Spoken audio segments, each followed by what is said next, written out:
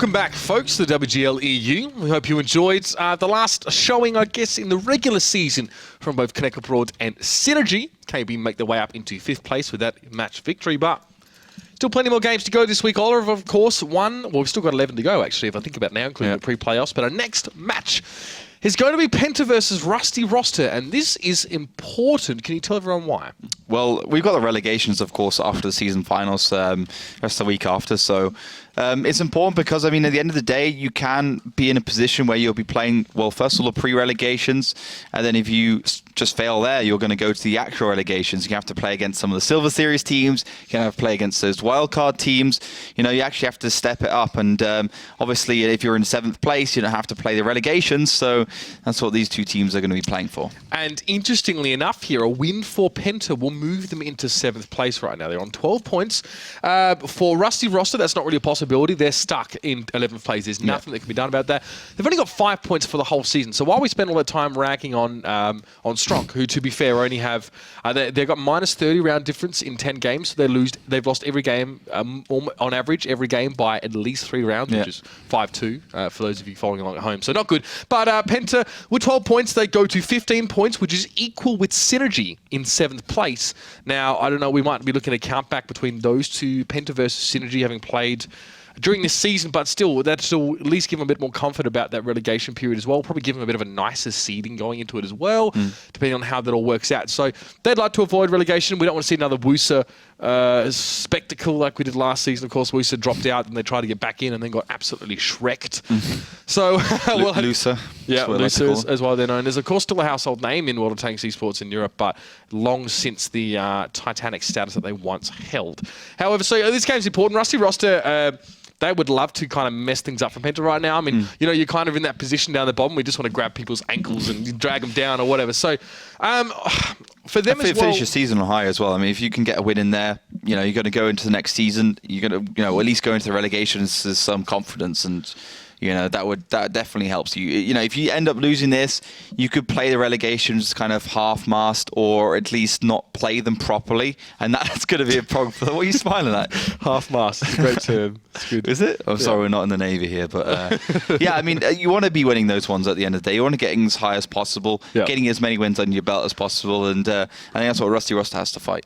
And Rusty Roster, statistically speaking, have lost all their games by a 2.5 round difference, which is also a lot when you average it out over them. So some very, very, very underwhelming performances from them here. So Penta need to sack up a little bit here and get somewhere. I mean, going 5-6 after 11 games wouldn't be the worst for them. Pretty average, considering that would not necessarily even put you above Utopia and out of range. I mean, a win here, yes, jets them up into that 7th or 8th place, but there's still other games to be played this week. And out of range have played all of their games. So they're stuck on 14 points, not going anywhere. That's where they stay right now. So they still look down the barrel of relegation. But we go on a little bit here as well. We get to the game in just a sec, but of course, you guys at home, we want to know who you think's going to win. We want to know, Melly, who people are backing. Well, currently it's very, very one-sided. It started out with 80%, down 83%, and now it's sitting pretty on 85% in favor of Penta Sports, of course. And yes, if we have a closer look on the actually predicted voting results, we do have, well, it's weird. There are like a lot of 5-2s, 5-1s before even started, and then now it's on 5-3, 5-4. Yeah, I believe that though, because people think Penta are better than Rusty Roster, but probably not that much better right now. Well, maybe the Penta fans are actually first, and then the Rusty Roster fans came in and said, okay, maybe Penta is going to win. Internet. Yeah. Exactly, maybe Penta is going to win, but they won't give up with a fight. I have no clue. Okay. Well, German internet is pretty fast, but not compared to Scandinavian internet. No, but I was like German versus Polish internet. Oh, that's right. I mean, let's have your thoughts, Ollie. I mean, you know, are we going to see a bit more of a blown out 5-3, 5-4 here? Do you really think Penta actually are of enough of caliber to shut these guys out? I don't know. I think Penta has just got such a good lineup, but everything's gone so badly for them. Like, there's always been one or two elements that have just gone terribly wrong. Dead zone is ropeable, and he has been all season. I'm not surprised. I mean, if you're the team captain of the team, the shot caller, one of the best strategists in Europe as well. Yeah, I mean, definitely a good player, and you could see their potential at the season final. So, I mean, yeah, Penta, I think for them, we're probably going to get to see one of their best matches here in terms of their ability, because they want to stay together. So will it be Penta rising up and taking that 7th, 8th position, getting themselves out of a nasty relegation seeding, or will we see Lusa V2? Let's tune in now to the interviews and see what these teams had to say before the match.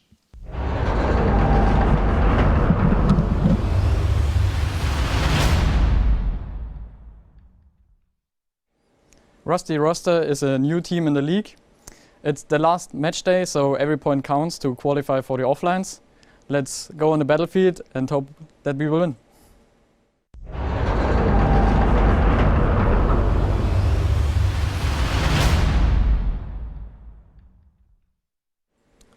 Match with Penta is our last match in this season, so we're going to do everything we can to win with them and get 3 points.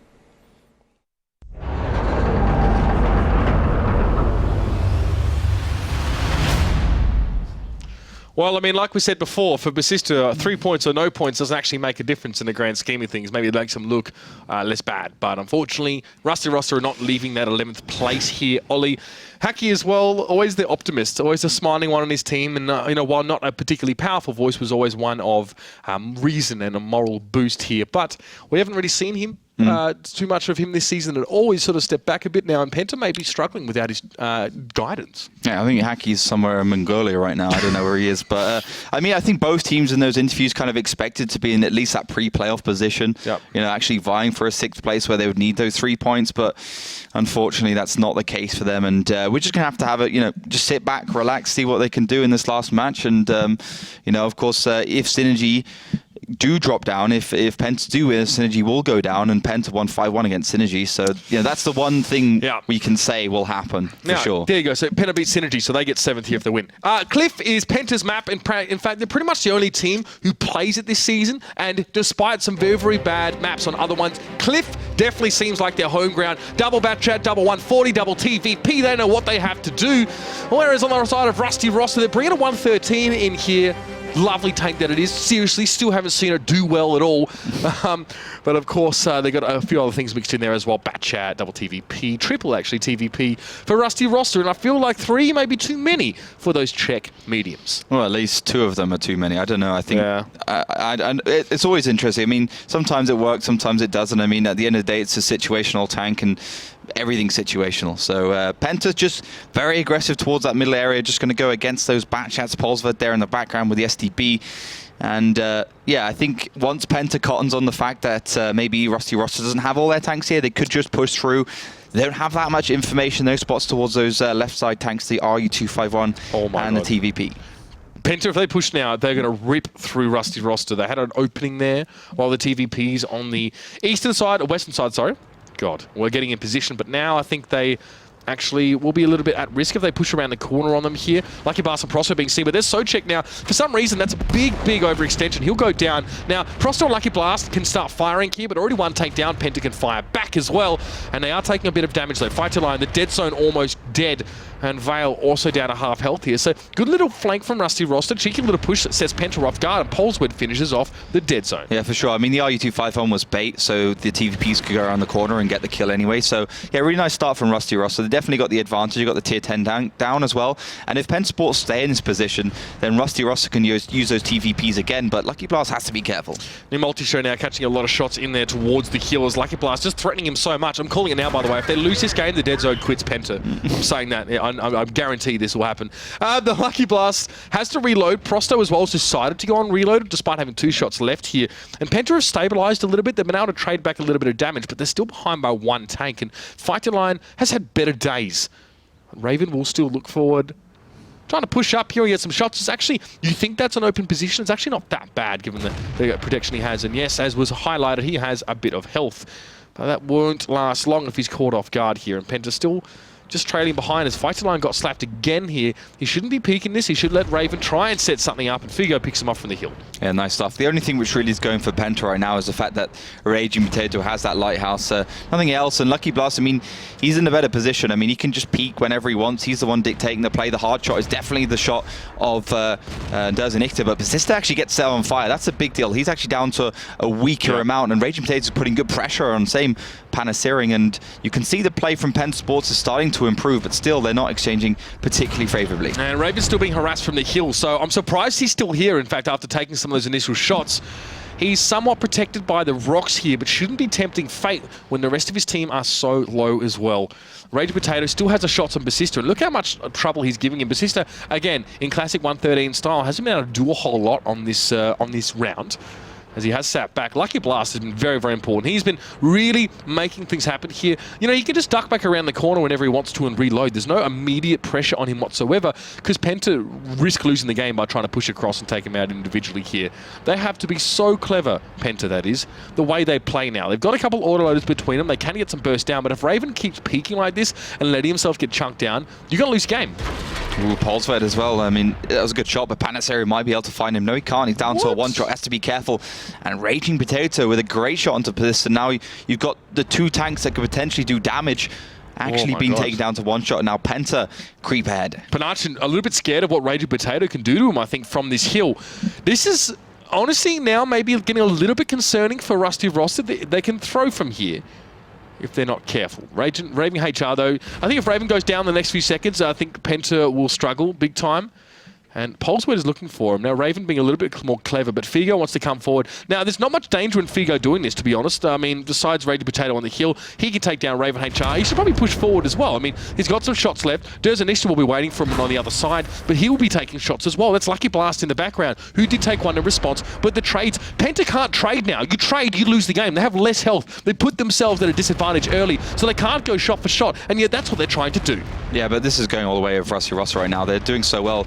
The thing is, Derzanista's going to go down. Raging Potato is going to be left in a 1 versus 4 situation, and 1, 2, 3, 4 tanks are basically one shots for Rusty Roster, 1.5k HP. But yeah, as you mentioned, they got such a big advantage at the beginning that they just needed to make sure they worked it through, and eventually they did. I mean, it was got a little bit sloppy in the beginning, but with that triple TVP around the corner, they managed to take down the dead zone very, very quickly in the STB or whatever he was playing, and that was going to be, you know, that's going to be the game basically. They also received some more damage onto those STBs, those batch shots, the TVPs. And yeah, because Penta didn't have anything on that left side, and they didn't also commit through the middle, didn't get any advantage through the middle.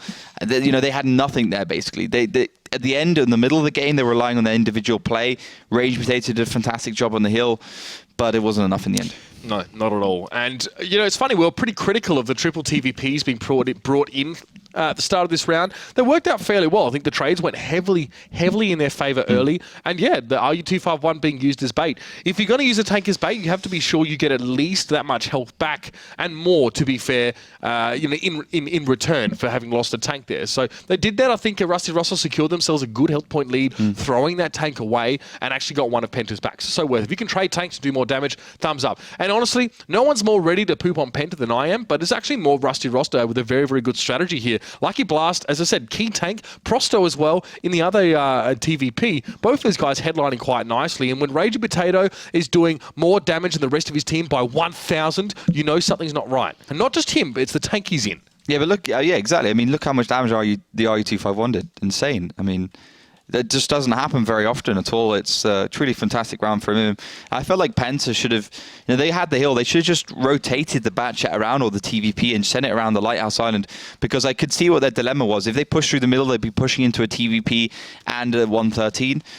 And that's something you don't want to do ever. So, I mean, you have to rotate. You have to try and find another angle, or put an Object 140 or Raven HR hold down. So, yeah, I think just their adaptation at some point when something's thrown into the works definitely has been one of the weak points of Penta Sports in you know, in their season so far. Is just the initial play which actually works out for them, much like Hasna. So triple 113 from Penta, double TVP STB1, RU-251, and Object 140 TFT4's batch at STBs and TVPs from Rusty Roster. Penta don't want to be friends with me, clearly. Triple 113. First time we've seen this on Cliff, though, as well. And for a team that plays Cliff a lot and likes to strat Cliff and has a very good strategist on their team, we have to have some faith in this particular lineup here. But let's see what Penta actually decide to do with it, because as a group, they move towards the center of the map. They actually sent no one on the west whatsoever. Sorry, it's Rusty Roster with the triple 113, so all is well. We just had a bit of a mix-up at the start of the game of our logos. No worry, though. Rusty Roster don't want to be friends. All right, I see how it is. We're going to push up though with these ones here as well. I mean, look, they're pretty damn fast. They're about as fast as a medium is, except with their more heavy tank characteristics. So pretty good. We just try and see it used as either a medium or a heavy instead of being used for what it is, and it doesn't really stand up to the task. So maybe this will be a different case here. Double T54 for Penta Sports, filling those tier 9 slots here as well. Fighting line of Rage Potato. Hope to really get things done here. A great tank, really. Not too far off its tier 10 counterpart in the 62A or the 140. So one of my favourite to play, actually. Tier 9, I think, is the best tier. Tier 9 and tier 7, to be honest. And I think the 54 is my favourite. Yeah, between tier 7 and tier 9, I think it's definitely the sweet spot. But interesting stack from RR to the back. They got Polsved to spot and the 2 TVPs in the background to provide support. And that's definitely a counter to what New Multishow is doing, and also to Penta being aggressive through the middle, which allows the 113s to get in the spot they want to. Raging Potato goes down to half HP straight away. Little bit of damage exchange towards Figo and Prosto. And I would say that's a pretty even exchange right at the beginning, because Penta knows where those 113s are, and Prosto's dead. It's a good push for a New Multishow, actually, because Prosto, I don't think, can actually get out of that spot there easily. He has to roll down the hill, and I think he just couldn't do it. So good pick-off. That's what Penta needs to be going on with here, but they haven't got themselves much of a health point lead, really, and that's really on the basis of the virtue of 2 113s being in the mix here, both with 2,300 health apiece, which is pretty handy to chalk up your health point pool, as it were. But Socek now is right in the back, and he's getting shot at it as well. So Rusty Roster seem a little bit uncertain. They put a lot of their eggs in the basket towards the middle of the map with those 113s. And Penta, I think they've identified that this might be the only strong part of Rusty Roster's lineup, so they're going to just outmatch him. Lucky Blast is going to have 5 tanks pushing in towards him. Polswood has to get in position. Figo has to get up, and those 113s have to get around, but they're not going to have the fire rate to keep up. And we're going to be able to see Penta roll over 113. They're going to be looking for the next one. Figo is going to have to fire. There's a lot of shots coming in towards him, and somehow he's still alive. Somehow he still takes down the dead zone, but Basista and Panachin had to play this one very cagely. And there has to also be New Multishow at some point in time, otherwise 113s could stay alive for long enough for Polsware to do some good damage, but Vitaline does get that vital pick off of Figo. Yeah, that's right. I think Penta just have the numbers in the right places right now. Basista and Panachin also being shot from behind. There's Object 140 of Raven there. It was actually New Multishow firing towards the rear. He can't do that now, but it doesn't matter because they're going to get blown up. Good rate of fire and mediums is so important, and this is 113s. I mean, you can't really use them as a full heavy. You can't really use them as a full medium, and you can't, and for that reason I think you can't base your strategy or make them a core of your tank lineup. I'm not an expert at this game, it's just you have to call it as you see it. I have played around with that one before, and you can see now they're just not up to the task, although Penta did exploit that weakness quite well. Yeah, I mean, they got the TVP down for basically nothing, which is a massive pick-off for them, and it also allowed them to get control of that southern side. Of course, that allowed New Multishow to flank in. And I think Rusty Roster probably got ahead of themselves a little bit, trying to shoot the T-54, which is kind of the bait in the middle, has been a crux of Penta Sports' tactics. I mean, they've lost tanks in the middle quite often. And yeah, I mean, once that happened, I mean, he also had Figo who dropped off because he knew he would die if he stayed in that position because he was getting shot from multiple angles. I think because his teammate went down right next to him on that hill. He at least got off. Yeah, I mean, he tried to get off there, and then Penta knew that it was going to take some time for the TVPs to go into the middle, allowed them to flank, you know. Bing, bada, boom, they managed to get the overmatches on the 113s, which don't have the best damage in the world. Good alpha, good HP. You could see at the beginning the TVP is struggling to penetrate the front of that very angled frontal glacier. So, yeah, nice work. Smooth play from Penta Sports, and it's a 1-1 on Cliff. There's a very, very big lead for them there as well. I think Penta probably hoping for more from Cliff, but that's a very, very big round from old mate Raven there as well. 42.98 damage dealt there. Almost every shot actually penetrating. I'd say 15 of 17 or thereabouts. He's pretty close. So he'd have to be happy with that, especially when shooting 113s as well. 14 out of 15 there. Okay, so pretty darn good from him. Does Initiative fail? New Multishow down there as well. A couple 113s up towards the top, but Lucky Blast got jumped on pretty quickly. He dropped down. Prosto, like you said, got blown up for free, essentially. I think he was permatracked. We couldn't see from New Multishow's angle, but I'm pretty sure the reason Prosto didn't get off the hill is because he just couldn't move. No, I mean, he couldn't. I mean, even if he wasn't permatracked, I mean, he's going to drive left, and he's going to have those T-54s and the Object 140s in the middle shooting towards him. Yeah, he's got no cover there at all. He was just hoping to be able to blow up one of those T-54s or Object 140s, but New Multishow, always that lurker on the side, just really put a spanner in the works there for Penta Sports. And yeah, Prokhorovka up next, more of an open map. I think this is probably more of Rusty's pick. I mean, Rusty's had a great season, so we can't really call it on this one at all. Penta, I don't have great feelings about Prokhorovka. I think they went 1-1 last time we saw this on this map. But either way, I mean, I feel like Penta's playing the better tanks. I think they will be able to bring it to a 3-1 scoreline on Prokhorovka. Penta will, you think? Yes, I think so. All right, well, we'll have to wait and see. It's not their map pick, of course, but when you're not particularly good on any map against the top teams this season, it doesn't really matter whether it's your map pick or not. But Penta has to exploit this as well. They need to be pretty clever. I'll say this for Penta. Penta have very, very good strategies going into a game, but when they have to adapt, sometimes they can struggle a little bit there as well. It's probably because the dead zone, as the caller, puts himself in very crucial key positions and is not able to have a really wide scope of an idea of what's going on. So that's just thoughts here, just some thoughts for you guys to take away. We're going to jump into this one here as well. You did see the tank picks on your screen there as well. We can reiterate that both teams are bringing one IS-7. Triple bat chat here for Penta, which will be very, very interesting, whereas it's a triple STB decision for Rusty Roster, who'll be attacking in the red. And also artillery from Penta, so very fast, dynamic lineup for them with the STBs and bat chats, plus the artillery piece. It's going to be an interesting match, I think. I mean, also, obviously a good counter towards Polsved in the I7, and Raging has gone to that normal position, and I mean it's quite a segregated lineup from Penta in terms of where they're going. They got tanks going here, there, everywhere. A little bit support towards those bat chats, a little bit support towards the artillery, and most of their tanks towards that right side of Rusty Roster have got control of obviously the 1 to 3 line, as you see on this map. It's pretty polarized. Yep. But I mean, Penta just needs to stay safe, get the initial spots for the artillery, see if they can land any cheeky shells. I like this setup. To be fair, Oliver, to start with, Penta can set up their artillery in that corner, which is going to give them enough cover, I guess, over the cap point as well. 3 bat chats doesn't exactly make your team super good at any hull down play or working around hills. Of course, it's a pretty horrendous gun depression for them. However, Ranger Potato is going to be making his way forward here in the 15551. So we'll see. He's going to be important to actually get resets if it does come to the cap game, which is not a common thing we see on Prokhorovka, actually. Normally teams like to just brawl it out a little bit here, and they've got the IS-7 in position. So I like to think that Penta, Oliver, have all the tools they need to come out on top here.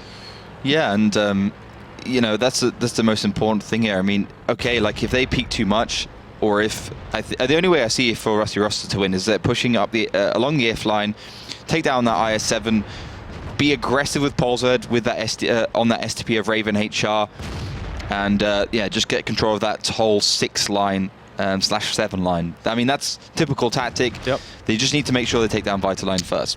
Yeah, he doesn't look like he's in a hurry to go down either, Oliver. The fact is, Rusty Roster, if they want mid-control, they need to squeeze their IS-7 across to pretty much where Fighter Line is right now. And, well, to do that, you need to get rid of him. Now, Fighter Line, while it doesn't look like on the map, it doesn't look like he has a lot of support, right? But he does. He's got an STB of Raven HR in the middle. He has artillery overlooking, a bat chat in the top corner. So he's being used as a distraction. Well, not a distraction, more of a pivot, to be fair. And Penta will be able to pop out of the little hidey holes and deal with him fairly quickly. I think this is a pretty decent move here, Oliver, pushing Polsved in towards the middle. This is what they need to take control of, but they're going to need more than an IS-7 to do it, I feel. Yeah, and it depends if Penta can keep Polsved at bay and have a pretty easy shot, straight line shot for Raging Potato onto this IS-7. And yeah, Vale's got the side. I mean, that's an interesting position. Big little hit onto Raven HR there. He has to go backwards, and big little hit makes no sense at all. I know that. Thank you very much. And yeah, I think you know, Vital Line's on his own right now. So if Rusty Roster just go like hell for leather straight onto the IS-7, take him down, and just make sure they aggressively keep going forwards and don't just, I mean, don't put all of their tanks onto this one player. Make sure they also have some control on the STBs. Why Socek is peaking, I'm not sure. I guess Fighter Line is moving up and getting shots, and there's no one. Oh, there's the artillery shot coming in. It wasn't a permatrack, though, as Polsved actually bounced the 2 other shots coming in. No, maybe just one of them, I think, as he took about 700 odd. Now Fighter Line's being threatened. This is dangerous for him, but you can see Penta are responding. Look at Prosto. Look at Persista getting damaged. Fighter Line is definitely, you know, justifying his position here. He's staying alive. He knows where the biggest push from Rusty Roster is going to come from, and now one just has to hope that Penta has enough to deal with Rusty Roster in the absence of that big, important IS-7. Exactly. I mean, that's the biggest point right now. Raging Potato has another 20 seconds reload. The IS-7 is down, so they can get control of those caps. And yeah, Penta Sports have to go forwards. It's very similar on HP.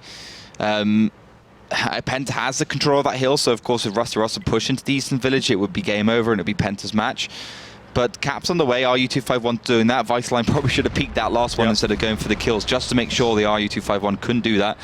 And more damage does go towards Polestar. We have to be careful. Raging Potato nails the shot. Nice stuff. Very nice. And now that is one IS-7 down on either side of the map. And that actually gives Rusty Roster a lot less to work with going forward. But they're still going to try and envelop Penta. And they can. They have north control and they have a bit of mid control. But, Oliver, the two Batchats are moving off the hill. Derzanistra, new multi-show. The Dead Zone is also off in the wings. They're going to get involved here as well in just a few moments, as Vale should drop by rights, but Penta now pushing forward, and they've timed this well. The Batchats are coming through. They're going to move up with the Batchats who were previously on the hill. Yes, the Dead Zone soaked some damage, but there's new multi, there's Derzanistra. The shots are come thudding on in towards Rusty Roster, but they have to all connect here, because Penta are still taking as good as they give. They need to use those autoloaders as well as possible. Lucky Blaster just hopping off on the other side of the map, gets all of his shots done, but as the smoke clears, Penta are still behind. They have two tanks to their advantage though, Oliver, and that's got to mean a lot. You could see those three Batchers definitely an overkill. Derzanistra completely screwed that one up. Yep. I think two of them would have done the job What there. about a 110E5? Would like that. Yeah, I mean,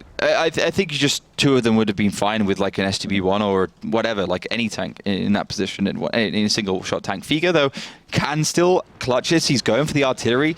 New Multishow is actually going to go to a cheeky position. Figo still staying unspotted.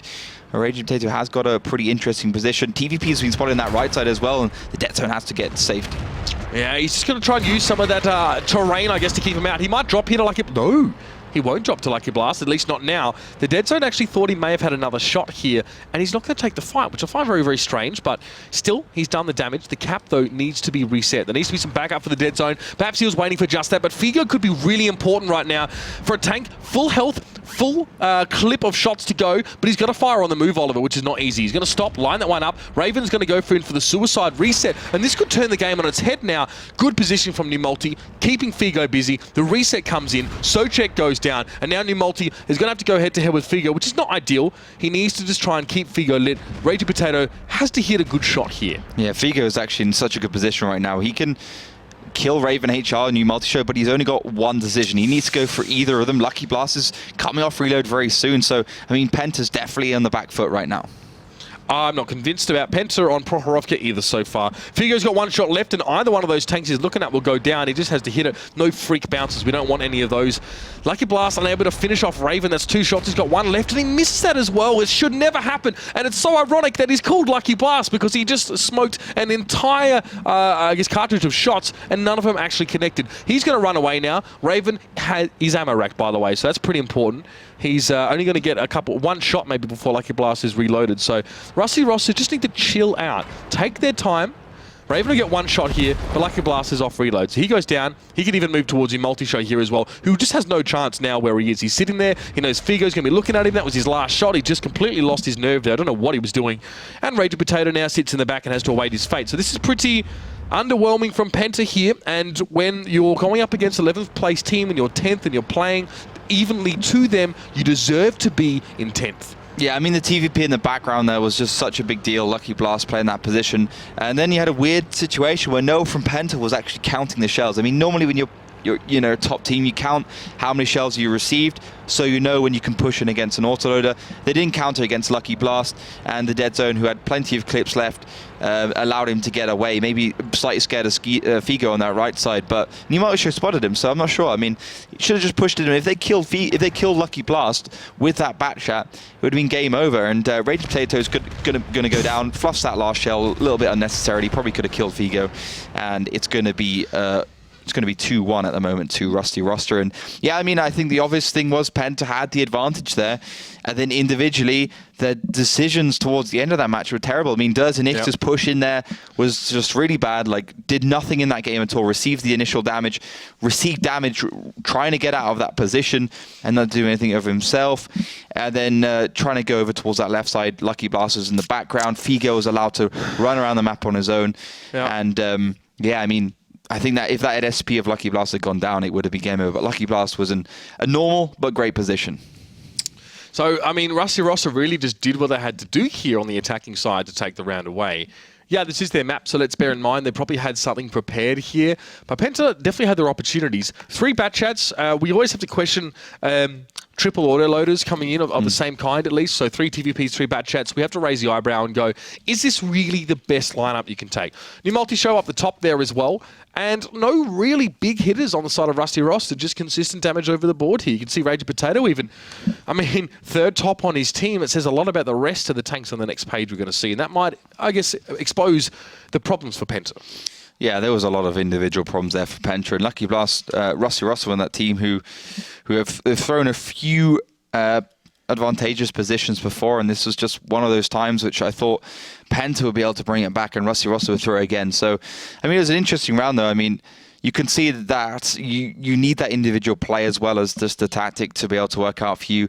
And it was really obvious what Rusty would do. I mean, the I7 was there, you push in against it, you take it down, you get control of that 6th line, and Penta tried to push through the middle, and yeah, it didn't work out for them. And I think Raging Potato in the artillery piece did, of course, 1.5k damage, but I mean, it didn't really have a big significant impact on the match, maybe apart from that one shell against Polsved, where he took down the I7. But yeah, I mean, 2-1 right now, Rusty Roster playing well. Next round's now going to be Penta Sports on the attack. Yeah, Penta coming forward to attack here. Will they bring artillery again and try and make it work? The only team apart from Oops that really favour the Lorraine. And yeah, I mean, like you said, probably wasn't the biggest tank on the map, wasn't the most impactful, but still got that IS-7 down. Unfortunately, we raised the question, do Penta have the resources to deal with Rusty Roster with our fighter line on the IS-7? The answer was no. They're going 4 TVPs, 2 113s, and RU-251. I hope this is wrong. I hope it's Rusty Roster because they've already made me upset tonight, so they probably don't care. No, it's, okay, Penta are going with quad TVPs here on the defensive side. So that's on the attacking side, sorry. So I have to see if that works out, Oliver. I mean, are you convinced seeing this? I'd be interested in your opinion. I mean, TVP is like some seriously strong tank right now. I mean, it's just insane. You got like a 24-second reload for 1.3k damage. You could see there Lucky Blast managed to fluff 4 shells and still come out on top. Yeah. I mean, that doesn't happen with any other tank. The Batchat, you have 5 shells, but you need to hit them to be successful. Same as the AMX 1390. TVP, you don't even have to hit them. It's so easy to use. It's got a great gun. I mean, it's truly insane. So it can work out for you.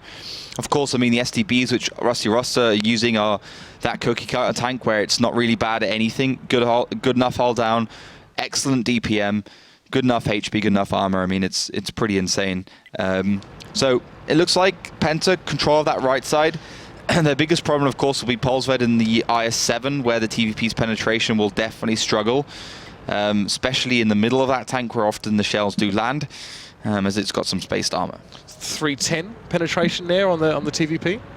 Yeah, it's a little bit lower than. But I mean, you can bounce with a Waffentrager on the side of the IS-7's armor. Yeah, it's insane. It's it fires HE as well. It doesn't the TVP. Oh no, sorry. Heat. It doesn't fire AP was more my point. So that's always also a problem there as well. It's the way that the heat shells work is sometimes quite frustrating. Anyway, capture underway here for Penta. Nice quick one. I like it a lot. It's going to force Rusty Roster into a very, very quick attempt at resetting, but the dead zone having taken some damage already in Raven HR. I mean, this is quite stately. Prosto goes over the top. He gets the reset. He takes a lot of damage, but he's got the reset. But a lot of damage coming back. This is the TVPs here. The reason why they're taking so many is they really want to punish Rusty Roster for trying to reset, getting a lot of damage across in a very short amount of time. Rusty Roster maybe should even just persist and see what they can do with that window of reload from those TVPs. But right now, they've slowed up. Penta have got a good amount of damage across. Double 113 there as well, who haven't really done a heck of a lot in the middle. It's done very well. I mean, the dead zone kind of shot at the beginning, which allowed Rusty Roster to go over this side, but obviously when the dead zone comes off reload, it's going to be game over, and fantastic bit of burst damage onto RR. It's funny how much this game's changed, Ollie. I remember back like a couple seasons ago, you would never see this. We'd see like TVPs just literally getting airborne, firing a shot and landing. This aggression from Penta, with perfect timing, can I just say, has really crippled Rusty Roster. Now, they don't really have the health points to do anything here. They have an IS-7, but they've just managed to eat their way around the IS-7, who now has no support. And so Czech seemingly has lost out to his opposite number. I think it's safe to say, Oliver. It's just Polsved and Figo left, and that's a convincing win here for Penta. But I wouldn't want to be 2-2 right now if I was Penta Sports. No, definitely not. I think they probably wanted to be like a 4-0 situation, or at least a 3-1. So, yeah, I mean, this one was super convincing. You can see 6,000 HP for them. And, yeah, I mean, super super convincing round. 7 tanks still alive for Penta Sports. I mean, at the beginning, you had that furious damage from the TVPs where you just melt down a tank. You got 3 or 4 of them, 1.5 seconds between reloads. So even if you peak for 2 seconds, you're going to have received, what is that, like 1,000 damage around that area. So, I mean, insane stuff. Got melted. The dead zone kind of played a bait situation where he ran off at the beginning to try and get some damage against Polsved. Rusty Roster thought they could go up and not be contested by the dead zone, so they went over a little bit too aggressive and obviously trying to get that reset. Then the dead zone came off reload. 3 TVPs peek over that northern side. Game over. That's going to be too much damage received. And yeah, the double 113s in the middle, controlling that area. Obviously, they're going to eventually lose to Polsved in the IS-7, but they controlled it for long enough to do much. Yeah, I mean, they just have to control it, wear that clock down a little bit until the TVPs win the game. What I like about the use of 113s there is they didn't actually have to be anything other than 113s. They weren't relied on to do something certainly. They just had to be there, get some damage done, maybe bounce some shots. No worries if you can't, because the main focus was the quad TVPs, which we used really, really well. So I have to commend Penta for that one as well. I still don't think the 113s were overly impactful, but I guess we can see why they were used in that case. Here's your stats. The TVPs, of course, hurting. Figo just obviously he was so upset with that game, he quickly changed teams to Tornado Rocks there. So he's definitely going to be happy with his new team, I'm sure. Up towards the top, maybe he can even play throughout the relegations. But nonetheless, just trying to avoid staying in the gold series, Oliver. But the point is, of course, is that down the bottom, it's those STBs of Prosto and Basista who got nuked down pretty early. I mean, you're always going to be calling on the STBs to make that first peak over, and they were punished for it. Yeah, just punished super brutally at the beginning. So, yeah, 2-2, Cliff, Prokhorovka done and dusted. Himmelsdorf, our next map, more of a city one. We've had a couple of open maps, so good to see a change of scenery. I mean, Penta have been better and better on Himmelsdorf. They liked in Season 1, obviously not so successful, but definitely one of their better maps here. I think they will be wanting to get a couple of rounds on the board, but I think both these two teams have shown the promise on their specific side. They've really started to play well, and Rusty Roster, they're putting up a fight. They are indeed at 2-2, and Melly, going by what the votes would say, I don't think too many people expected it to be like this so early on. Definitely not. I mean, the vote started out on a pretty convincing 85% in favor of Penta Sports, dropped down to 76%, if I'm not mistaken. Let me quickly... Yeah, 76. Well, I should trust me more. And yes, the vote is over. Thank you for getting involved that much. And for everyone that just tunes in, well, you missed half of our play day, sadly, but stay tuned and also rewatch the VODs on youtube.com/WGLEU. The past match days and match weeks and play days and matches and whatever are all uploaded. This one will follow probably tomorrow, if not latest the day after, which is Thursday, our second play day of the week. But yes, you get my point. Follow our YouTube channel to get notifications as soon as we upload new video content, and of course follow our Twitch page. Follow our yeah, you should definitely follow this one. I actually wanted to say Twitter, but following Twitch is not bad as well. But yes, we do have a question, by the way. What actually happens when two teams are on the same spot with the same amount of points? Do we count the rounds, or what are we doing? Count the head-to-head. Head-to-head mini league. Oh. So the team that's won against the other team is the one that gets put up in favor. They get that spot. Oh, I see. I mean, since every team played every team, there is a favor. We have never had to go past that point. Other than that, we start to look at things like round difference. And, okay. Since we have no draws, it's perfect, right? Yeah, exactly. Awesome. So I hope your question is answered. I sadly can't pronounce your name, so I won't try. All right, that's fine. Thank you for the question anyway, guys. And guess what? Game's already underway. That's how well drilled these teams are. So let's jump straight in. Himmelsdorf, it is at 2-2. So a very crucial map here. And we do see Rusty Roster starting off on the attacking side. They're bringing a 110 E5 and a 113. So are Penta. They're bringing the 110 E5 themselves. Yeah, they're both teams going for that slow American heavy tank. Not all that common on this one, on Himmelsdorf. We usually see the FE2 on 5Bs, and Penta doing their classic tactic, pushing down that 1-to-3 line. Shojek getting the spots out early on. Gets spotted himself by Vitaline. First shell goes out, actually gets tracked there. Could have been bad news for him if the next two also land. Even one with a decent roll would have found him quite easily. So advantage to Penta at the beginning. Obviously, Rusty Roster have some information, knowing that 1-to-3 line has been pushed heavily, and they are starting to accumulate towards the banana. Yes, a little bit of damage taken early on by Socek. Hoping to be able to shrug that one off. I mean, his role is definitely never going to be a damage recipient in this one. Polswed actually spotted Fighty Line, or someone did at least, through the small gap in the building that allows him to fire. So that denies the 8 line for now.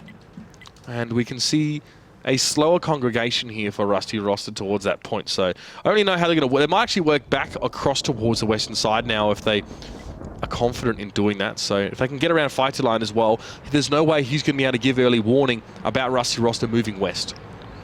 Exactly. I mean, if you can get that information, it'll definitely be a plus. But I'm interested to see what these FE215Bs and the MX50B are going to do, because, I mean, they're just halfway between going towards the hill and halfway between going towards the 1-3 line. You obviously got the 50B in K1, which wants to rotate onto the back of Rusty Roster when some information is provided by maybe Vitaline or Vale. And yeah, I mean, I think the dead zone, we've seen like 250Bs be effective. And, you know, if they lose 150B, it's not a massive deal as long as they still defend effectively. 5100 always interesting. Polsved with a great shot onto Vitaline there, penetrating probably the lower part of that the lower part of the turret, the front of the side of the glaciers. So have to see what happens here. But Rusty Roster, I think they're just trying to get the peaks against Viti. I mean, all their tanks are aiming towards him, trying to do the damage. And Polsved, of course, is going to be side scraping, so pretty effective in that position. Yeah, I mean, you can see Fighter Lines really kept Rusty Roster in one spot, though, for quite some time. It's kind of frightening how one position can actually do so much to an enemy team. And in the meantime, while we're talking about Fighter Line and his position, we've seen a lot of Penta actually move towards the north. So the northern cap for Penta right now has a far more protection than they normally do. And old mate Rage Potato probably wants to die and use his sort of hull as some sort of protection for the tank behind him, which I believe is a 215B. Of Vale, so you might see Rage Potato, if he can, move back into position of some sort here. If he dies there, he actually helps the enemy team more than Vale, so that would be not ideal. And it looks like Rusty Roster don't want to test the north so much. They fancy over on the west, and Penta are actually pulling back off that position just now. So one has to hope that they have a decent structure there to receive any sort of push. There's a 113 still left on the hill for Rusty Roster, but that can come off there pretty quickly. That's not a problem. It looks like they're going to commit to this one for now. Yeah, they are just going to go straight down that line. It's actually good timing because the dead zone very good and Vitaline are starting to move away from that 1-3 line and even push into their own direction. I mean, at the end of the day, the fact that they've put all their tanks towards the east, okay, Vale's actually starting to move, Vitaline's starting to move in towards that hull down position in B2. Pretty interesting. Rage Potato going first in the 5100. I mean, this is ballsy from Penta. Everything can go wrong. And, you know, they might end up just pushing up the 8 line, find that it gets spotted by the 113, and they get really nothing for it. And they got spotted for Vitaline, so fair enough. And Vitaline's staying healthy, staying safe. I mean, his gunner is out, so that's kind of bad, but he doesn't really need to worry too much about that for the moment, as he just needs to be a beacon. He needs to relay some information back to his team. So what now, Oliver? What now for Rusty Roster that they sort of get spotted out and kind of stopped in their tracks here on the west? Well, I think the 8-line push is probably the most obvious one. It takes too long to go up the hill. It's going to cost them another couple of minutes, and you know, with such a big HP pull from Penta Sports, I think that would be hard. So I think they need to push up the 8-line. You can see they got the MX50Bs. With the E100, with the T110E5, just can easily manage to get the splash damage and get the resets. Great hold down. Also, the MX1390 has Shojek's already down to 400 HP. So there's a lot of problems here for Rusty Roster. They're getting shut down every position they go to, and Himmelsdorf is a positional map. It's a map where you're trying to find where the other team aren't more than where they are. It's definitely like a game of chess, this one, as well. I mean, teams always trying to match each other. Yeah, it's about time. I mean, if you go to the left side, the other team rotates perfectly without knowing necessarily that you're there, just based on the timing. And that's what Himmelsdorf is basically about. And yeah, they are pushing up the 8 line. They got the hill position as well, but you can see Penta Sports are aware of that. They have got themselves right up into A6, but quite a few of them have been spotted. Well, they're going to go for this push anyway. They better hope that they have a decent structure to it now, as actually more of those Rusty Roster tanks peel off towards the middle of the map, and a 5-line push might not actually be too bad. Fighterline needs to move if he wants to get in position to help here, so he's a non-factor for the moment. And I don't really think Penta have a read on this at all, actually. They see a 113 on the hill, but they don't know they're going to come from the middle. So they're going to have to turn their heads pretty quickly. I don't think that these 3 will get all the way down the 5 line without being spotted. But look at this. Maybe Persisters should actually stay on the 8 line. Maybe, yeah, or the 7 line. This could work quite well here if they'd get a bit of a 2-pronged attack. It really depends on where these first few shots go. To start with, though, still unspotted after all this time. Look at this. Watch Penta turn their heads in just a moment now, as Rusty Roster will have to round the corner. They get the spots. They see those tanks. You can see a lot of damage towards Persister there as well. Not well timed, Oliver. I would have liked to see Panache and Polswood and Prosto actually push on towards those 4 Penta tanks. Yeah, and when that AMX 50B got taken down, you can see these tanks here were super slow on the rotate, which allows Penta just to turn their turrets and actually engage onto these ones with Raven, HR, Vale, and the rest of the crew. Could have gone at the same time, you know, they were just too late. Where's the communication for Rusty Roster? I guess it's been an issue for them for a lot of the season, but that push is going to fail completely, and Penta now can just work their way in and collapse. It's all pretty much done and dusted for Rusty Roster, as it's not just their roster that looks a little bit rusty tonight. That tactic just didn't have the execution that the Poles really needed. I mean, it had potential, but you put a tank with very, very little armor as a distraction piece without a very good spot to hold down in, he dies instantly anyway. So, I mean, even if Rusty Roster did push at the same time, they wouldn't have had as much of a surprise attack opportunity. I don't think Rusty Roster was really expecting so many 50Bs to be in that position. That's what really caught them by surprise. They expected maybe to be able to take down like an FE215B or maybe one at 50B, but 2 or 3 of them there was really insane. Figo will get caught up here as well. Rusty Roster, I mean, hanging on for now, to be fair, but health points in Penta's favour, tank numbers in Penta's favour. Lucky Blast coming up here as well, who's just, his shots definitely have been anything but lucky tonight, unfortunately. Prosto, Polswood, all of them pretty much one-shots here, and Penta don't have to hurry things up at all. They take their time. Some focus fire working out there for Rusty Roster, but unfortunately, you're going to need a little bit more than that, as it's a decent 3k lead. Still fast-firing FE215Bs can hurt over time. Lucky Blast gets back in towards the corner, and this one should be pretty well over, and Penta going to go up 3-2. Yeah, game over. Penta Sports with a convincing round. After, obviously, on Himmelsdorf, you go for a commitment, and that's going to be the only commitment you can make. And Lucky Blast actually fluffing that last shell. Definitely not being on his best form this matchup, and Penta Sports bringing it 3-2, and they look now to go on the attacking side on Himmelsdorf. A convincing round. You could see they had everything going for them. They went left side. They got the spots. I think Vitaline probably had like binocular telescopes, code optics. You got some serious view range down that 1 to 3 line, and then they set up nicely with the 50Bs, expecting like maybe an 830-90 or maybe a 50B to go across, and you could see the actual timing from.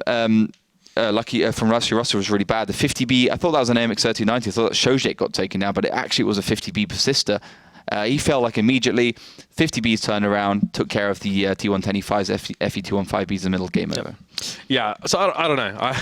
I don't really know. Yeah, no, it was a 50B that went first. That's why I thought it was strange. Even then, I mean, you're still going to get melted down with what Penta had ready there. But to be fair, I mean, we saw Rusty Roster move to the west, Penta moved to the west. We saw Rusty Roster move away from the rest, Penta moved to the north. So they matched them wherever because they had Fighter Line in a good position the whole game. He spotted them from woe to go. He was there, obviously looking for the little crack. He could see the G line, and then he backed up in towards the, I guess, the train shed, as we'll call it, and was able to have shots from there as well. It's called a station, mate. Train hangar is what I called it the first time, which is a bit awkward, but yeah, it's a train station. I know. It's also where you can keep them, the trains at night. Train I've seen Thomas the Tank Engine, how they all have their own little train simulator's my best houses. Yeah, yeah, I believe that actually. If you have Oliver on Steam, you can see his. No one has me on Steam. You can see his purchases for Train Simulator. Is it your Steven that loves it? No, you love it. Yeah, I like it. Is there something good about like driving the ICE down past Koblenz or something like that? It is, man. It is good stuff. They're really sensitive today. Hey? No, it's really good. I love that game. Well, Harvest Moon's mine, so we have our relaxing games. I guess I like growing turnips and stuff. So.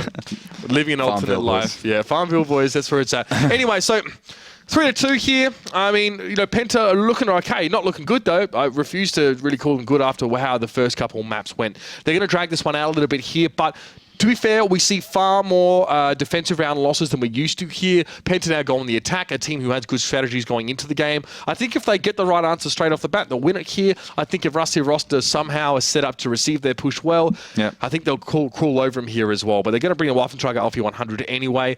IS-4 here for Penta on the attacking side, which I do find interesting. I have to see how it's going to be used. Maybe just side scrape that 8 line. Yep. Double 110E5. I like the 110E5. Good tank. And the one Object 416. I mean, interesting pickup for them. I mean, obviously, a very hard-hitting tanks that can keep up with the tier 10s, very low to the floor, so it's probably going to be used in a hard down position on the hill.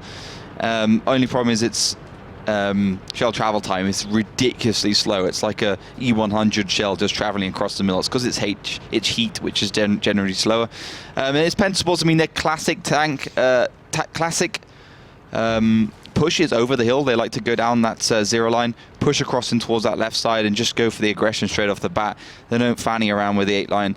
And maybe even just playing a bit of a bluff with the IS-4, not putting it in the 8 line. You can see Figo and Prosto, both the kind of standard Waffentrager positions and IS-4 positions have gone towards that 8 line. I don't mind a bit of this. Raging Potato trying to find the optimal angle here for the Object 416. You can see where he's looking there as well. So Prosto will be able to sneak past him, but Raging Potato still has a decent, I guess, amount of cover here. I don't think he gets his gun down far enough to actually fire in towards where Prosto just came out of, but still, you want to be in one of these peripheral positions in a 416. Not a brawling tank by any stretch.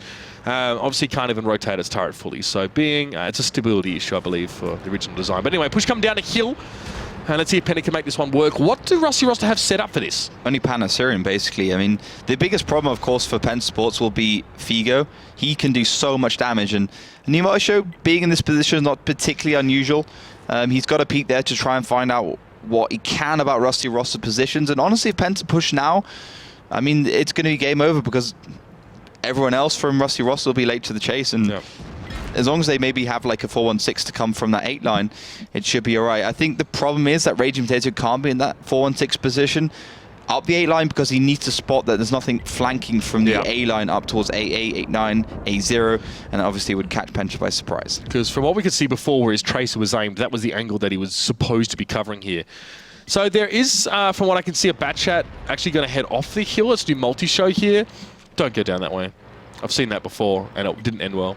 It never ends well. So at least he can spot the G-line by the looks of things here as well. So, you know, Penta Sports, they're setting up here. They're laying the groundwork. They're putting the tent pegs in, and they're getting the concrete slab down, as it were. They're going to build on that now as well. Foundation being set. It's all going to be about this push down the hill here. Now, Figo's set up actually not to receive a push down the hill, but a push towards him. So literally leaving Panachin and maybe to a lesser extent Lucky Blast to be the 2 tanks to receive this push. So you put a lot of faith in a very small amount of tanks, but I think that's also because Rusty Roster, they don't really know what Penta's doing. I mean, you can still see Basista and Prosto down there, Polswood across to the side. So Penta at least had an early read on what Rusty was doing. They just moved towards the north. Rusty still have to go with a general all-purpose setup. Yeah, I mean, that's a... Oh, this is interesting. You what? Oh, they're hoping for a Tornado Rocks moment, I think. I think they're playing the clock right now. They're basically saying, okay, so if Rusty does this at this time, we need to be ready for it. See if we can win that way. If they don't, then we can come from a different direction or whatever. Like that's the way you can do it. Of course, the old track coming out. And you can see the only difference is that Multi is starting to rotate towards the southern side. I still think if Penta push down here, they would only really have to worry about the FET-15B, and I think they eventually will do. Yeah, I mean, at the end of the day, it's just about us waiting for multi-show. You got the RE251 up E1 area, supported by a T110 E5 of Polsved and Lucky Blast playing that AMX-50B. So maybe a couple of angles, and obviously if multi peaks here, that might cause Rusty Roster to send one of their tanks, their tier 10 tanks, further down towards that southern area. I wonder if he can sell the fake here if he heads across towards his western side. It's only Sochak actually looking out for him here. Is, to be fair, neither of these teams have moved a lot, but that's World of Tanks for you sometimes. New multi-show. It's not about team movements, it's actually about individual movements here as well and what kind of information you can gain. It is a really intellectual kind of game, and I'm sure a lot of you guys appreciate that. New multi not seeing anything, also not being seen a response as well. So no alarm bells being rung for Rusty Roster yet. The air raid, or the ground raid, I guess in this case, Siren's not being used. As New multi does get lit now. We look at the mini-map, we don't really see... We see, I guess, the 50B and the 110 E5 drifting across a little bit to receive that. Nothing really happening on the other side of the map, though. But Rusty might have been sold on this.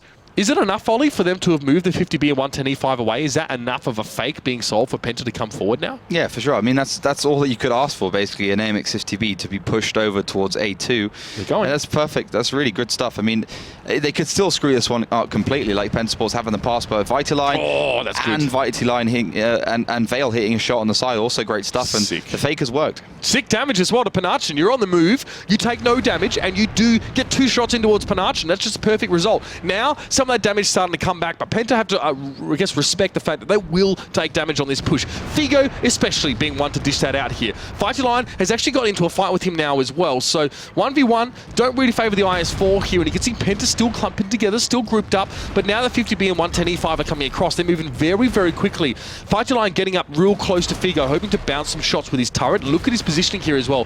But Figo can shoot down, I think, in towards that IS4. You can see him looking for an angle here. He doesn't have one. This is really clever for Vitaline.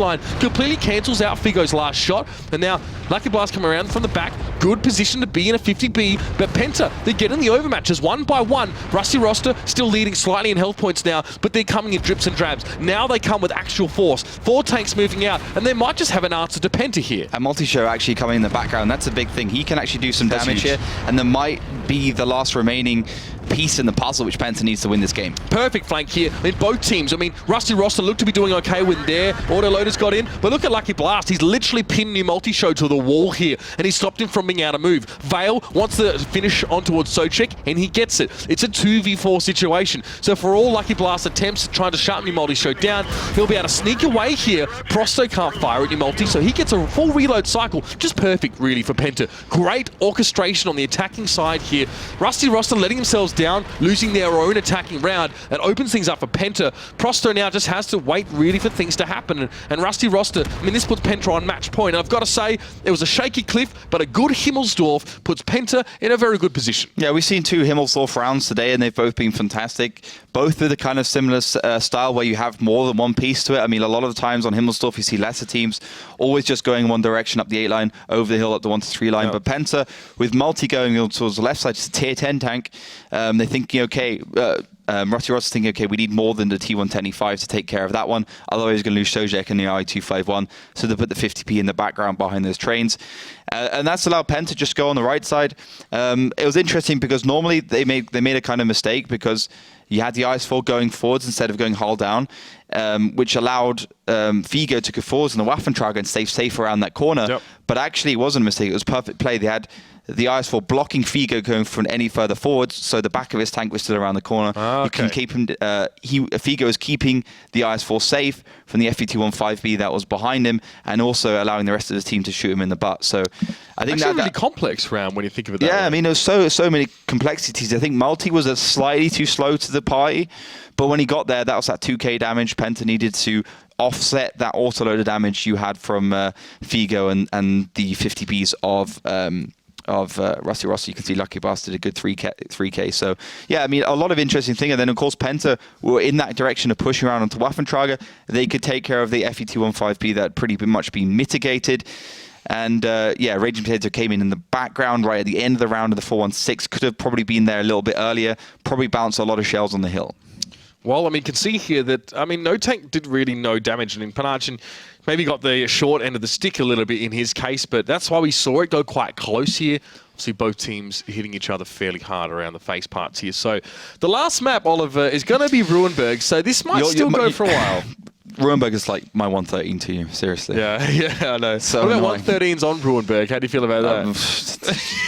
I don't mind the 113 though. I think that we'll both won't be happy after that one. But yeah, I mean, it's one of the maps in the map pool. Probably better than having, I don't know, LLU, for instance. Ensk. Yeah, maybe Ensk, I don't know. Ensk with T10s, bro. I did think it's Ensk is 600 meters. Like, where would you even fit 2 caps there? Like, seriously. I guess you have one in the middle, but where else? You just have one off towards the side, like in the open, on the field. Or you could have one up the north and the south where the caps are, but I know, like, for me, when you have control of that line, like, you have control of both the caps. So basically, it's one cap. You literally just bang one on either side of the train line and call it a day. Yeah, I don't think that map would work out. No. But playing clan wars on that, on Ensk, 10v10, tier 10s was ridiculous. Yeah. So there is always something worse, Ollie. That's a bit of consolation for us now. We're going to jump into what may be the last map at this stage if Rusty Roster are not able to equalise pretty darn quickly. Double Skoda T50 here, so the T9 slot being filled by their And it is actually a Skoda T50. It's not a fake. Oh, really? Yeah. We've had that before, yeah. I've had False that. alarms of Skodas. Now, Oliver, I mean, this is the thing. We do see that Penta have to go on the attacking side, if I'm not mistaken. So, yeah, we might see this one go just a little bit longer. Yeah, we have to see. But I mean, that's a classic tactic. I mean, if you have to go on the attacking side, at least you can be on the defensive side in Penta's position. They're a match point. They can actually win it in this next one. And to be honest, Penta has won the attacking side quite a few times on this map. They've been aggressive. They use the artillery, for instance, and triple bat chat as well in the middle. Double bat chat. RU251, sorry, and the other third one is actually new multi-show, the classic lurker towards the northern side. Waffentrager also holding the middle area. It's going to be interesting to see if he can hold his own. And double Skoda, I mean, that 3-shot, same damage, 320, same penetration, but of course 3 instead of 4 shells in that autoloader, holding the northern position, maybe expecting Penta to push there. Well, it's a lot to put up there, to be fair, and a little bit thin, of course, towards the middle of the map. They have some beef there, of course, with Basista and a couple 50Bs, so no shortage of firepower for Rusty Roster there as well. Now, are Penta going to be imaginative here, or they're going to go for that really standard tactic? I mean, well, maybe a variation on a theme here, actually, as the dead zone moves up to the village. He should see Lucky Blast. Somehow he doesn't. Guess bushes do that for you? 4 or 5 bushes. Yeah, I guess they're all in a row, but, I mean, you know, in real life, you should be able to see that, but okay. I know, man, you can't see a lot through some bushes, seriously. That is true, I guess, but whatever. Right, I mean, you can hear tanks, they're pretty loud. Rage Potato gets hit by Basista, has to back up a little bit here. And they're going to have a Batchat and Waffentrager in the middle as well, so maybe Penta want to draw Rusty Roster out of hiding across that middle road. But still, Rusty Roster still keeping those double T50s in the IS-4. How can you argue with this? I mean, like, Penta has everything. They have the Batchats, the I-251 in the Eastern Village. Yeah. They got control of the zero line. They got control of the middle. Rusty Roster have a lot of tanks in the north for no reason at all because Penta's not there at all. They have the zero line, man. And this is like everything Penta's way right now. I mean, I'm not and the fact does an extra in the dead zone, so like all the clips left. Basista could get body rolled if he's not. Sorry, could get bodied if he's not careful. Don't say bodied. Bodied. What's wrong with that? I don't understand why people say bodied. Oliver's a bit fragile today, guys. Oh man, okay. bodied.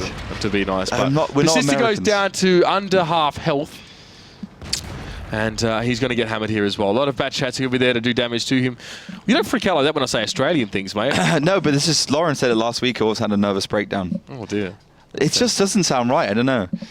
Well, Basista is still lit here. That's a bit of a critical issue for Rusty Roster here. They've lost a bit of health, and actually, they really weren't able to do much back. All that damage towards Basista was free damage. There was no shots coming back in return here, and look at such a strong position for Penta. I don't get, Ollie, and maybe you don't either, I have to ask your opinion here, why Rusty Roster valued that north more than the zero line? I think they expected the triple Batchats to be really aggressive in the north and take control of it. But Raven HR in the middle, I mean, let's be honest here. Rusty Roster is just walking into Penta Sports' tactic 100%. Waffentrager in the middle to take control of that area to make sure that if the Skodas want to push against New Marsha, they can't, or it happened to be an IS-4. And Multi's be able to do a bit of damage here before he's going to be taken down by both those Skodas. And that's probably one of the only tanks that's going to go down. Wow, they're on reload now. That's pretty interesting. They managed to bounce quite a lot, I feel. The amount of time that New Multishow can keep those two T50s busy for is just going to be the last nail on the coffin for Rusty Roster here. They have to deal with the Multishow at one point, but all that time they lost, they were supposed to finish him off in a couple shots. I mean, they only got 6 between them. They have to reload now, so New Multi does fall, but all of a sudden it's just the T50s and Prosto. And they're pretty much screwed. Penta Sports didn't have to reinvent the wheel here, Oliver. They didn't have to break any new ground on the attacking side. Rusty Roster walked into it every step of the way. This is why they're in 11th place. And Penta will get the win here. An attacking side win on Ruinberg is always good to see. And also Penta will make their way up into tentatively 7th or 8th place here. Getting a win against Synergy actually means they go ahead of Synergy if they're even on points. So interesting times here. And they have just scraped themselves off the bottom of that. They pretty much need it's like paint on a wall, right? They've just, I don't know. It's like a barnacle on the bottom of the boat. Either way, they got off. Yeah, all the analogies aside, they had a terrible season at the beginning. Yeah. They actually come back from the Christmas break and actually put some good rounds together. And you could see when Penta play to their strengths, where Multi's lurking the whole time, the rest of the team are going for a decision. I mean, the biggest problem with Penta at the beginning, we were saying, like, Multi was together with the team, but he wasn't there. Like, he was always some place behind, like some place in the background with his team, or in a position where he's not going forwards, he's just staying back. So they're like, okay, Multi, do your own thing. It works out really well. They start winning rounds, start winning matches. So Penta at least have the back end of their season successful, and I think we can be pretty sure that they're now in 7th place. And, just one away from that pre-playoff, only a couple more points separating the two. Of course, we've got to see what Utopia does against Ding, but technically Utopia aren't quite up to that standard of Ding. We'll have to, of course, see. Yeah, I mean, Utopia only need 1 point to actually put themselves into 7th, I think. I think the countback favours them against Penta. More importantly, though, of course, is that that 7th spot is the one that Ding had last season. That safe spot that sort of keeps you in the league. And Ding, honestly almost fell out of the league, but they stayed in for an extra season, and now they're sick in 2nd place. So, Penta probably value the opportunity to stay in the season. But Oliver, I think you probably agree with me when we say that things have to change for Penta. Yeah, I mean, they've obviously got some problems, and I think, tactically, especially mid-round adaptations, and just some of their individual players been pretty scrubbish as well. But I think there needs to be some changes. I think the changes are pretty obvious from the two teams. So I don't know. We have to see what happens. Of course, Penta's got a lot to do in the off season that's coming up for them. Depends, as you said, what happens between Utopia and Ding. Yeah. If they actually stay in that 7th place, they have to play relegations. But more information about relegation soon. But yeah, I mean, a big game coming up next as well.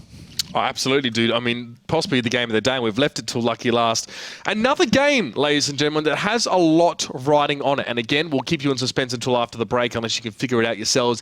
Oops versus Wombats on Tanks. Can I just say, Wombats on Tanks, they're 1 game behind everyone else, and they are still in 4th place. 20 points. They have 2 games to play. Theoretically, they can be at the top of the ladder with Tornado Rocks after this. So we were like, they look a bit average when they were like 4-2 or 2-2 or something like that, with a bit of a slow start. But they're still Wombats on Tanks. They're still freaking good at World of Tanks. So, I mean, this next game, very, very important for them. They get a win here. I mean, that puts them quite nicely up into 2nd place. Auto qualification for the finals. Oops. Also, a win here puts them ahead of Tornado Rocks at the top of the ladder. So much could happen this week so far, ladies and gentlemen, but bear in mind, we'll have to find them out. There's only one way, and that's to hang around and watch when we get back. But Melly, before we go, of course, the voting, we saw it at 85 to 15 there as well. Pretty in favour of Penta, but I don't know how convinced their fans are, even us maybe watching it. We can see they finished on a good note after a tough season. Definitely. But yes, they stuck with Penta, and we're still voting with over 76%. So a pretty clear vote in favor of Penta, and of course, well deserved. Congratulations to you guys at home for getting it right. And the next vote is already online, so head over to our Facebook page, facebook.com/WGLEU.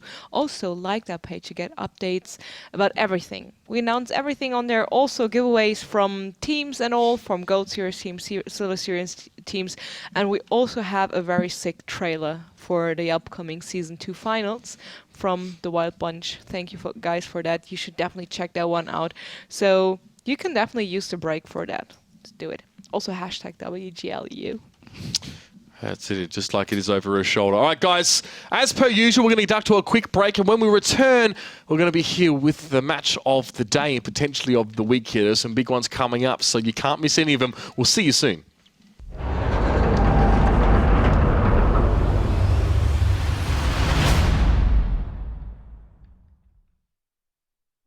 Hello, I am Hellfish, caller and tactician of WGLEU team Knäckebröt. Let's look at a setup we choose on the map Ghost Town to attack versus Ding. As you can see, we choose a very heavy setup for this map, picking 6 heavy tanks and just 1 medium tank, the Object 140.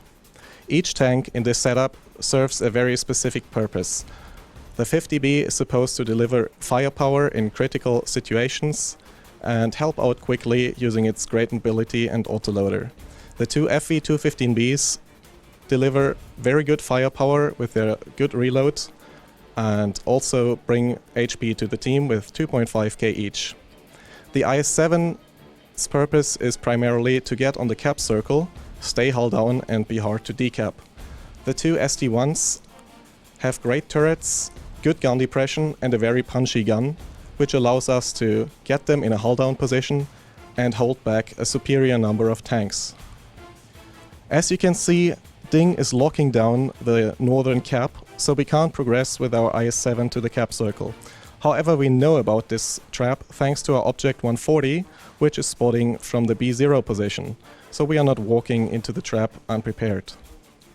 In the meantime, we are using the strong turret armor of the SD-1 to keep back 2 E100s, higher tier tanks, but the SD-1 is able to do this thanks to its 8 degrees of gun depression and its very hard turret armor. Since we cannot continue our attack on Cap 1, we decide to rotate and go for Cap 2. At this point, Ding is following us around, realizing we have left the northern part of the map, and they are trying to catch us going for Cap 2.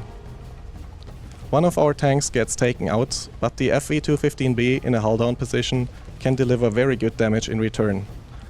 Here we are using our mobile tanks, the AMX-50B and the Object 140, to flank the slower and less flexible E100s of Team Ding.